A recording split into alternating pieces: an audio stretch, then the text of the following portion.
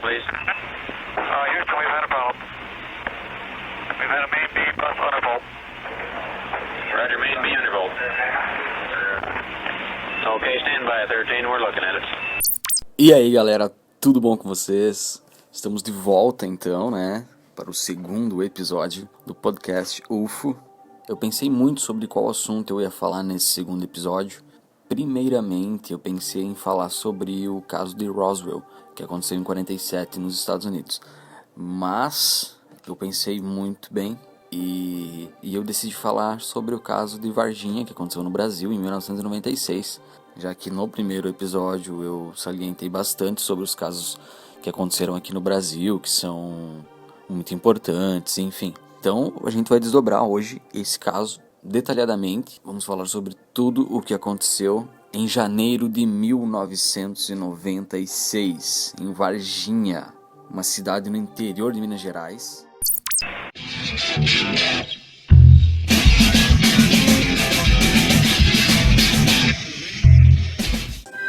Esta luz foi vista no céu de Varginha na quinta-feira. Testemunhas afirmam que o estranho objeto se movimentou durante 45 minutos. Meu Deus! Ah, Jesus! Não pode ser um avião? De maneira alguma. O avião não fica parado, né? Filmei, meu Deus! Cronologicamente, para a gente entender os fatos. Testemunha militar. Em agosto de 1995, os radares dos militares brasileiros já começavam a detectar algumas movimentações estranhas nos radares. E isso continuou em setembro, outubro, novembro, dezembro, até janeiro de 96, que é onde aconteceu o fato que a gente vai tratar aqui. Numa época de muitos avistamentos, onde pessoas relatavam sim que viam luzes nos céus e que viam objetos estranhos, e os militares identificaram isso nos radares a partir de agosto de 1995. E segundo essa mesma testemunha, o pico desses avistamentos, desses acontecimentos, foi no dia 13 de janeiro de 1996. Teria começado em agosto de 1995 e no dia 13 de janeiro teria sido o dia então com mais avistamentos, uma quantidade maior de objetos não identificados nos radares dos militares. Tudo isso nos leva até as declarações do seu Eurico e a dona Oralina de Freitas. Muitas pessoas dizem que o avistamento desse casal teria acontecido no dia 20, que foi o dia que aconteceu mesmo os fatos que a gente vai falar daqui a pouco. Mas outras testemunhas e outros historiadores, eles acham que talvez eles tenham visto isso no dia 13, que foi naquele dia então que teria acontecido mais casos de avistamentos, né? O seu Eurico acordou a 1h da manhã com o barulho do gado, dos animais da fazenda deles. E a dona Oralina depois também teria acordado com o mesmo barulho das vacas, enfim, elas ficaram muito assustadas e saíram correndo. O seu Eurico abriu a janela e eles dois visualizaram um objeto que eles teriam dito que parecia estar danificado, ou seja, saindo fumaça, e segundo a dona Oralina, ele teria mais ou menos o tamanho de um ônibus, de um micro-ônibus, assim, comprido, grande, e que a princípio, pelos movimentos que ele estava tentando fazer, ele estava danificado e tentando subir e passar de uma montanha. Então isso teria acontecido a 1h da manhã. Então, dito tudo isso, chegamos finalmente no dia 20 de janeiro de 1996, onde às 7 da manhã os bombeiros teriam recebido uma ligação de que uma criatura estranha estaria num terreno baldio ali numa área de Varginha. Aí o que os bombeiros fizeram? Saíram correndo, vamos lá capturar essa criatura, porque eles não sabiam o que era, né? Podia ser qualquer tipo de bicho, qualquer coisa. Quando eles chegaram lá, os militares já estavam lá. Os militares, que eu digo, é o pessoal da ESA, que é uma escola que tem ali perto de Varginha, em Três Corações, que é a Escola dos Sargentos das Armas. Então os bombeiros chegaram lá, eles já estavam lá. Estranho, né? Parecia que eles já sabiam de alguma coisa. E eles teriam capturado essa criatura viva. Então os bombeiros, junto com esse pessoal da ESA, esses militares, eles teriam capturado uma criatura viva e teriam levado não sei pra onde. Nesse mesmo dia 20 de janeiro, um outro acontecimento muito importante dessa história, que vocês talvez vão se lembrar, da entrevista dessas três garotas, 2 irmãs e uma amiga delas, que nesse mesmo dia 20 de janeiro de 1996, elas estariam passando por um terreno baldio para chegar chegar mais rápido em casa, né? A Kátia Andrade Xavier, que na época tinha 22 anos, e as irmãs, a Liliane de Fátima Silva, de 16 anos na época, e a Valquíria Aparecida Silva, que na época tinha 14 anos. Elas estavam passando por esse terreno baldio para cortar caminho para chegar mais rápido em casa, e uma delas avistou abaixada bem perto do muro essa criatura. E o que é muito curioso, gente, a gente vai desdobrar essa história e vocês vão começar a entender e fazer certas ligações. É que o mesmo relato dessas meninas, dessas 3 garotas, ele bate com os relatos dos militares. Ou seja, supostamente eles teriam avistado e teriam tido contato, no caso os militares, com a mesma criatura. Tanto os militares quanto essas garotas teriam visto uma criatura igual ou semelhante, que é a criatura com os olhos vermelhos, esbugalhados, pele oleosa e da cor marrom, 3 chifres ou algo semelhante a chifres na cabeça, veias no ombro, com braços compridos. A pele dele parecia ser muito mole, porque o sol tava batendo nele, tava iluminando, parecia ser muito mole, tipo no coração, uma coisa assim.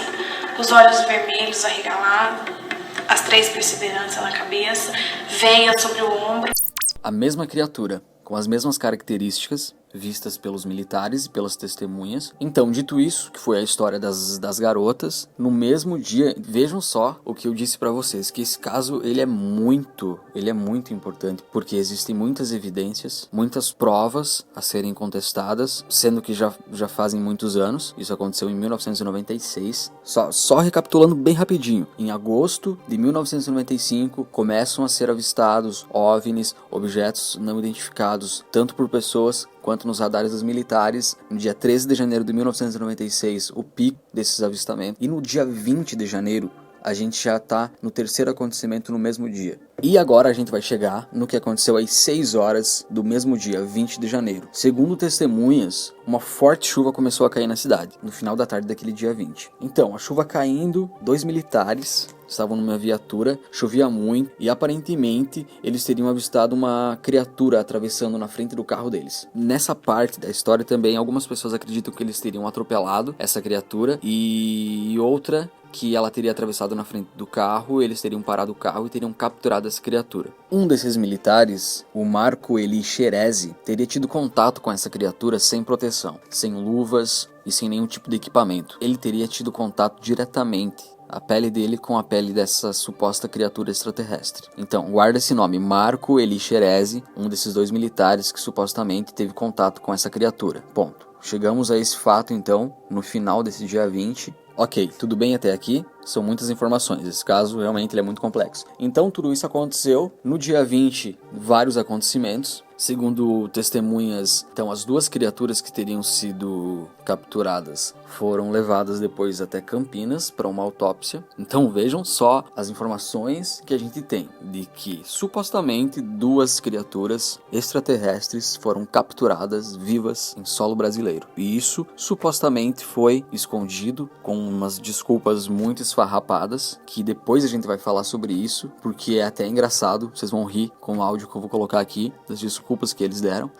Mas a gente precisa terminar a história, né? Então, não bastasse tudo isso, a história não termina aí. Nos meses seguintes aos acontecimentos de janeiro, então, de 96, algumas coisas estranhas continuaram acontecendo na cidade. Alguns animais do zoológico de Varginha começaram a morrer sem explicação. Então, a princípio, morreram 2 veados, uma jaguatirica e uma anta. Eles fizeram exames, autópsia em todos os animais e até hoje ninguém tem explicação sobre a morte deles. Diagnóstico, uma necrose no trato intestinal, mas até hoje ninguém sabe como se deu isso, da onde se originou, não tem explicação. Pois é, no dia 21 de abril de 1996, ou seja, 3 meses depois dos acontecimentos do dia 20, né? Se a gente for parar pra pensar, a gente tem mais um avistamento acontecendo.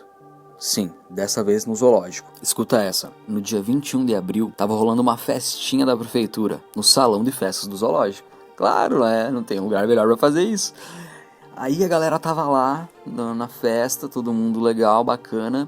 E a dona Terezinha Galo resolveu sair do salão pra fumar um cigarro, né? Porque ninguém é de ferro.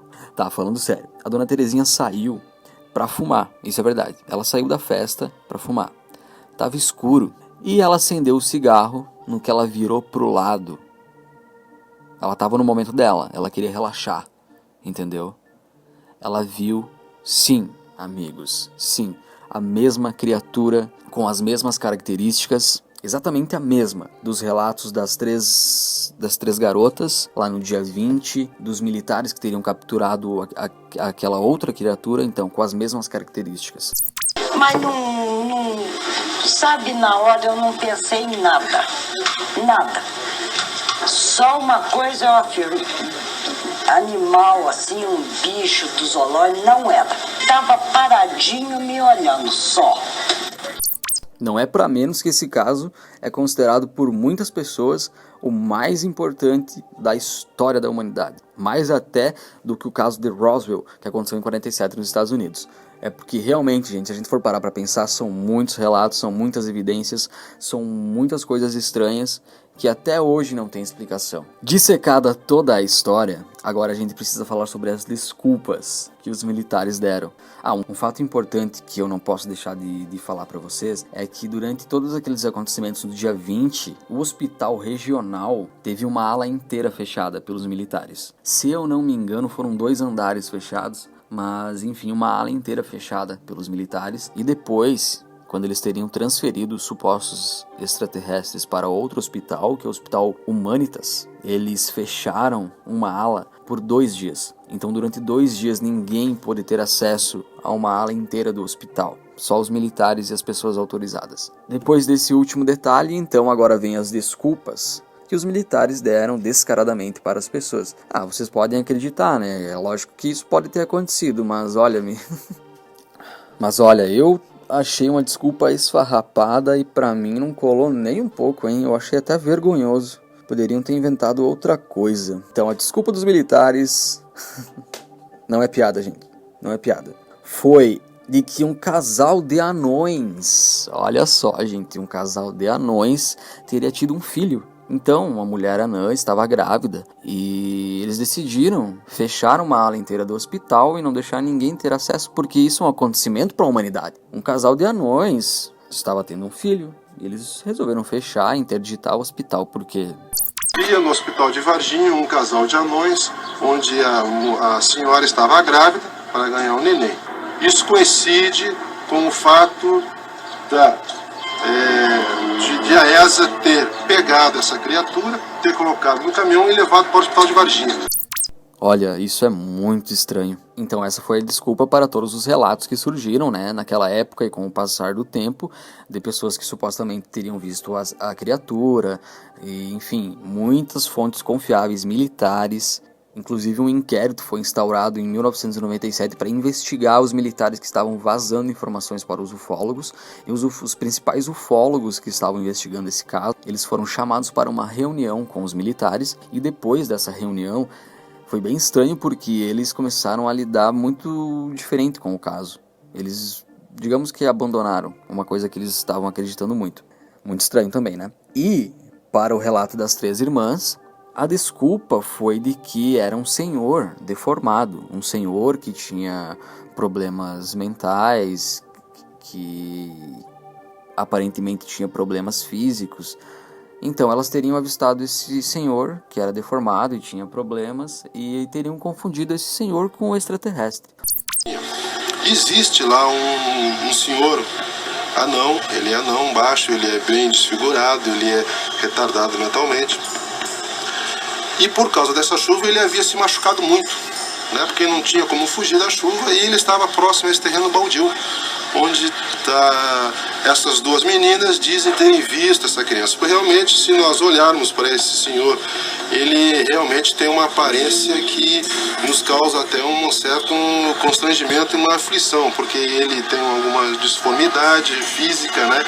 Ele tem a pele realmente escura.